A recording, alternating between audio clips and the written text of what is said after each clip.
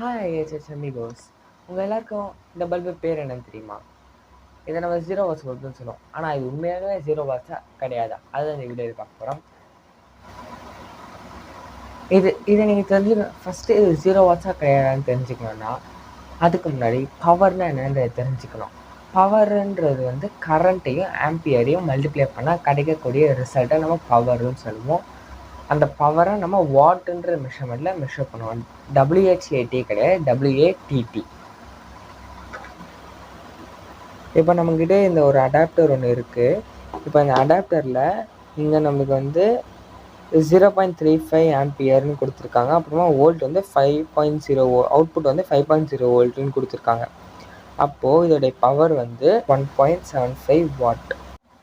இந்த வாட்டுன்ற வேல்யூவை நம்ம ஹோம் அப்ளையன்சஸில் இபி பில் எவ்வளோ இருக்குன்றத செக் பண்ணுறதுக்கு மெயினாக யூஸ் பண்ணுவாங்க. இந்த வாட்லேயே ஹையஸ்ட் இது வந்து நம்ம கிலோ வாட்டில் மெஷர் பண்ணுவோம். கிலோ வாட்ஸ் பல்ப் கதைக்கு வருவோம். முன்னாடி காலகட்டத்தில் வந்து அனலாக் மீட்டர்ஸ் யூஸ் பண்ணிட்டு இருந்தாங்க இதோடைய வாட் ரேஞ்சை கண்டுபிடிக்கிறதுக்கு. அப்போது இதோடைய வாட் ரேஞ்ச் வந்து அவங்களால கால்குலேட்டே பண்ண முடியல. ஏன்னா அப்போது அவங்க யூஸ் பண்ண அந்த அனலாக் மீட்டர் அது ரன் ஆகிறதுக்கு எடுத்துக்கக்கூடிய வாட் ரேஞ்ச் வந்து 50 இருந்தது. ஸோ அது கேல்குலேட் பண்ணக்கூடிய வாட் ரேஞ்ச் 50லேருந்து தான் ஸ்டார்டிங் ரேஞ்ச் இருந்ததுனால 50 வாட்டில் தான் ஸ்டார்டிங் மெஷர்மெண்ட் இருக்கும். அப்படி இருந்ததுனால இதை மெஷர் பண்ண முடியல இதோடைய வாட் ரேஞ்சை. 50 வாட்ஸ்க்கு கீழே இருக்கிறது எல்லாமே 0 வாட்ஸை கன்சிடர் பண்ணாங்க.